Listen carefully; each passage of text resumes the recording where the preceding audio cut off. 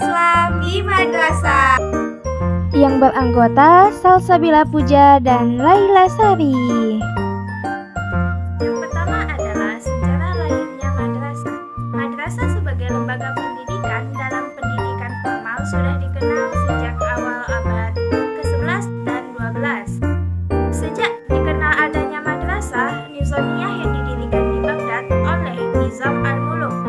Pendirian madrasah ini telah memperkaya khazanah lembaga pendidikan di lingkungan masyarakat Islam. Karena pada masa sebelumnya masyarakat Islam hanya mengenal pendidikan tradisional yang diselenggarakan di masjid-masjid, di kutab. Madrasah di Indonesia menurut sebagian peneliti memiliki latar belakang sejarahnya tersendiri, yaitu pada awal abad ke-20. Pemerintah telah merasakan peran madrasah untuk memajukan pendidikan sejak awal, karena pada saat itu pemerintahan belum bisa memaksimalkan dalam penyelenggaraan pendidikan, terutama untuk memenuhi sarana pendidikan bagi seluruh masyarakat Indonesia.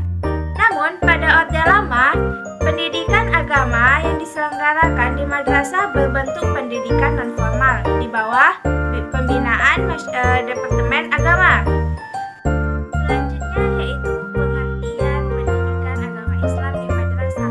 Pendidikan agama Islam adalah upaya sadar dan terencana dalam menyiapkan peserta didik untuk mengenal, memahami, menghayati, hingga mengajari agama Islam, dibarengi dengan tuntunan untuk menghormati penganut agama lain dalam hubungannya dengan kerukunan antara umat beragama, hingga terwujud kesatuan dan persatuan bangsa.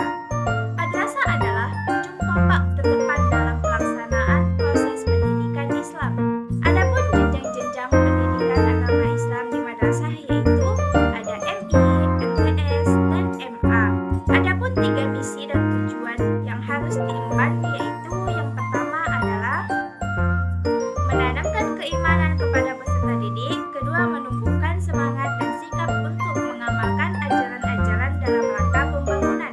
Yang ketiga yaitu memupuk toleransi antara sesama pemeluk di agama di Indonesia dengan